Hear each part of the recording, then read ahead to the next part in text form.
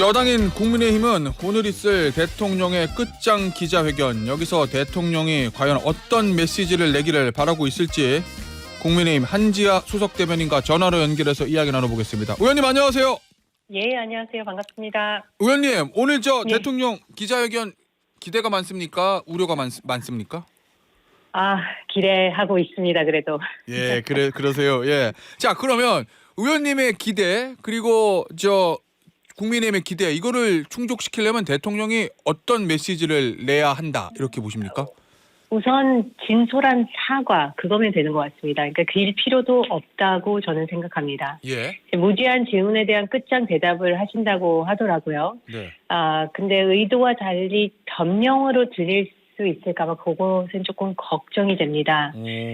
지금 국민이 실망하지 않았습니까? 예. 그러니까 대한민국 대통령이 공정과 상식을 내세웠던 우리 대통령이 내가 뽑았건 안 뽑았건 격에 맞지 않는 정치 브로커와 통화했다는 그 자체만으로 실망했습니다. 예. 이거는 뭐 법리적으로 문제는 없겠지만 그것에 대한 우리 국민들이 용납하기 어려운 거죠.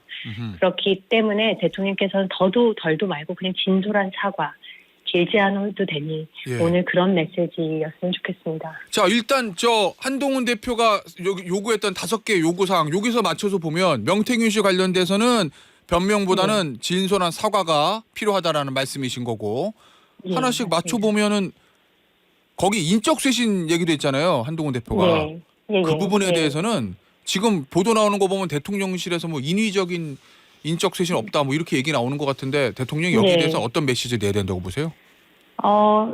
제가 국회의원 당선되고 똑같이 김태현 정치쇼에 나와서 비슷한 질문을 하셨던 것 같습니다. 예. 대통령실이 인적 쇄신이 필요하냐.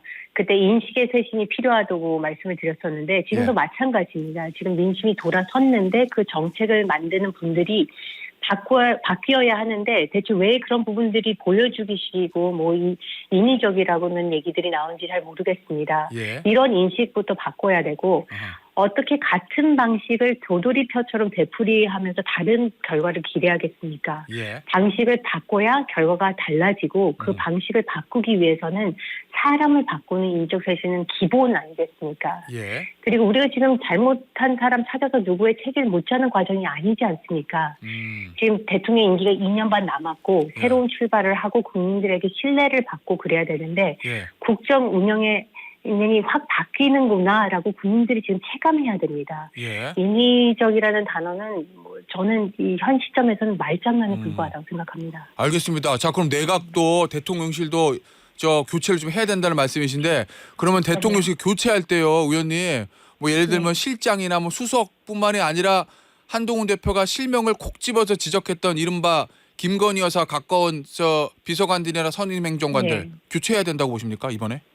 전폭적인 쇄신이 필요하다고 생각합니다. 아, 그래요? 예, 네. 한꺼번에 같이 교체하자. 그런데 네. 의원님, 어차피 실명이 공개됐으니까 말씀을 드리면 강기훈 국정기획비서관실 선임행정관 음주운전 징계 2달 만에 지난 5일에 대통령실로 복귀한 것으로 확인됐습니다. 이 강기훈 네. 선임행정관도 한동훈 대표가 교체를 콕 집어서 요구한 한 7명의 사람 중에 하나라고 알려져 있는데 네. 대통령실 복귀시켰거든요. 네. 이거는 교체 안 한다는 얘기로 보이는데요. 어떻게 보세요, 이거? 지금 국민들께서 보고 계시지 않습니까? 예. 다 확인하고 계시기 때문에 이거에 대해서는 더 말씀드릴 부분이 없습니다. 오늘의 메시지도 그렇고 예. 메시지뿐만 아니라 실질적인 변화를 기다리고 계실 텐데 국민들께서 예. 그 부분들에 대해서는 저희도 계속 민의를 전달하고 기다리겠습니다. 그러면 강기훈 선임행정관의 복귀, 이거는 좀 실망스럽다, 이런 말씀이신 거예요? 더는 말씀드리진 않겠지만 예. 국민들께서 보고 계시다는 말씀을 드립니다. 알겠습니다. 국민들이 보고 있다. 자, 하나 더. 영부인 활동 완전 중단이냐 자제냐. 한동훈 대표는 완전 중단을 요구했고, 그런데 지금 대통령실발 기사들을 보면은 완전 중단보다는 외교 의전이 필요한 행사는 가고 그 외의 것은 안 하겠다, 뭐 이렇게 나오는 것 같거든요. 네. 어떻게 보십니까? 이거는 어떻게 된다고 보세요? 영부인 문제는. 지금 영부인의 모든 이제 활동 중단은 정치권의 요구가 아닙니다. 국민이 요구하는 민심이고요. 예. 현재 대통령 부정평가 1위가 여사님에 대한 것 아닙니까? 예. 그러니까 우리가 당정일체라는 말을 사용하는데 당정일체에도 일정한 기준이 필요하다고 생각합니다. 저는. 예. 그러니까 결국 정치의 기준은 민심이라고 생각하고 그 민심에 따라서 당정일체도 이루어져야 된다고 생각을 합니다. 예. 지금 사실 2025년이지 1995년이 아니지 않습니까? 예. 그러니까 외교 활동을 하는데 부인과 남편의 자리가 반드시 필요하다? 그것이 설득력을 가질 수 있는 시대는 더 이상 지났습니다. 우리 영부인의 외교 활동은 우리 국력 수준에서는 필수적인 사항이냐라고 했을 때 많은 분들이 꼭 필수적이라고 안 할 거라고 저는 예. 생각을 하고 지금은 잠시 민심을 따라야 될 때고 전면적인 대외 활동 중단이 필요하다고 생각을 합니다. 그러니까 무엇보다도 영부인의 활동 문제 때문에 대통령님의 담화의 진위가 희석되지 않았으면 좋겠고 예. 또 많은 정책 성과들에 대한 그런 것들이 이제 가려지지 않았으면 좋겠다는 마음이 듭니다. 사실 오늘 그런 대통령 담화에 대해서 추가적으로 조금 더 말씀을 드린다면은 예. 이런 우리가 정책이 가려지면 안 된다는 얘기도 하지만 어떻게 보면은 4대 개혁을 얘기를 하지 않습니까? 그런데 그렇죠. 대통령께서 말씀하실 때 이 성과를 국민에게 강요해서도 안 된다고 생각합니다. 그러니까 국민들은 현명하시기 때문에 예. 만약 국민들께서 성과를 느끼시면 초심으로 나오는 거고 그거는 체감되어야 하는 거지 설명이 필요 없거든요. 그래서 예. 그런 차원에서 오늘 정말 이거 다시 또 그 메시지로 돌아가는데 예. 조금 그냥 간결한 진솔한 사과 길지 않았으면 좋겠다는 생각을 합니다. 알겠습니다. 자, 일단 외교 활동까지 전면적인 일정 중단이 필요하다는 말씀을 주셨는데 이게 당장 다음 주에 에이펙하고 G20 순방이 있습니다. 그 에이펙과 G20은 이게 다자 외교니까 대부분 정상들이 배우자를 동행하고 영부인 프로그램도 있잖아요. 네. 자, 그럼 여기도 김건희 여사 안 가시는 게 맞다 이런 말씀이신 거죠? 말씀드렸듯이 우리 국력 수준에서는 필수적인 사항은 아닙니다. 그리고 예. 지금 외교도 중요하지만 우리 국내 사정을 챙기는 게 민심을 바라보는 게 중요하다고 생각합니다. 예, 알겠습니다.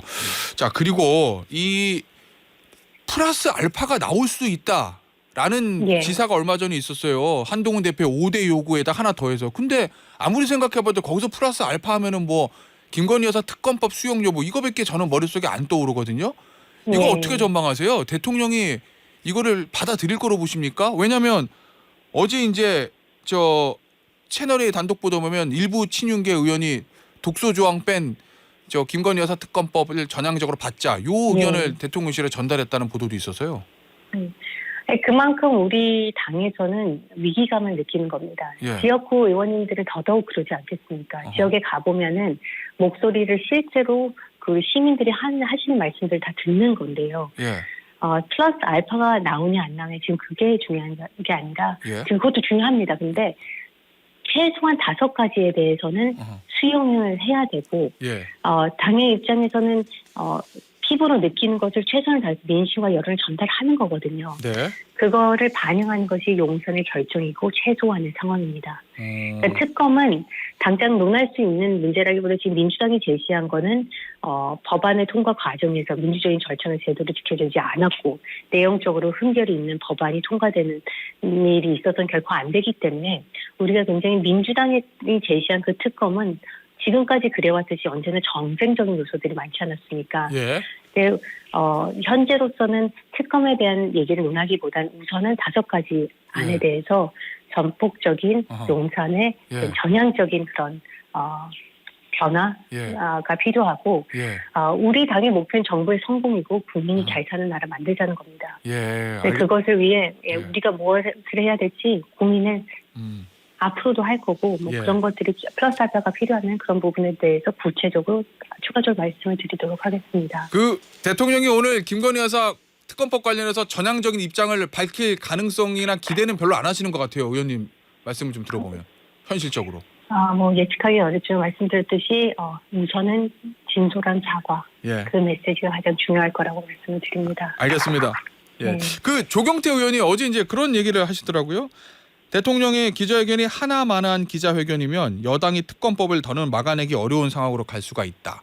이 얘기는 결국 오늘 기자회견 통해서 반전을 이끌어내지 못하면 김건희 여사 특검법 대통령 거부권 행사하더라도 11월 말에 이탈표가 네. 많아질 수도 있다. 이 얘기를 들리는데 지금 당내 분위기 어때요? 이 부분 관련해서?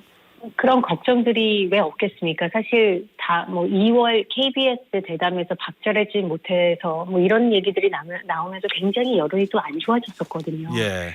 근데 지금 현재 대통령께서 좀 박절하셨으면 좋겠습니다. 아. 우리는 의리 있는 보수를 원하는 게 아니지 않습니까? 외로운 리더를 원합니다. 보수 끝까지 의리를 함께하는 사람들이 있겠지만 리더는 국가를 위해서 때로 박절해야 되고 예. 그렇기 때문에 오늘 같은 경우에는 말씀하셨듯이 조금 냉철하게 이 상황을 바라보고 우리가 민심이 뭐가 필요한지 무엇을 원하는지 조금 그걸 반영해서 말씀을 해주셨으면 좋겠습니다. 알겠습니다. 의원님 저 대변인이시니까 저 예. 한동훈 대표하고 행사를 같이 많이 다니시는 걸 제가 화면을 통해서 봤는데 예. 예.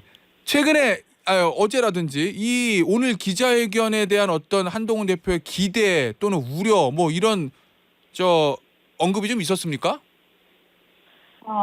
언급은 지금 뭐 저보다도 국민들께 실제로 언론을 통해서 많이 말씀하시지 않았습니까? 예. 그 부분으로 그냥 대체하겠습니다. 제가 가름하겠습니다. 변화와 쇄신의 계기가 돼야 된다. 뭐 그럼요. 이런 언급 말씀하신 거죠? 맞습니다. 5가지 안, 예. 변화와 쇄신, 그리고 진솔한 사과가 필요하다는 얘기를 합니다. 이게 어떻게 보면 법리적인 문제가 아니라 예. 국민들께서 좀 불편해하시는 부분들에 대해서는 우리가 직시하고 그거에 대해서 반응을 해야 된다고 생각합니다.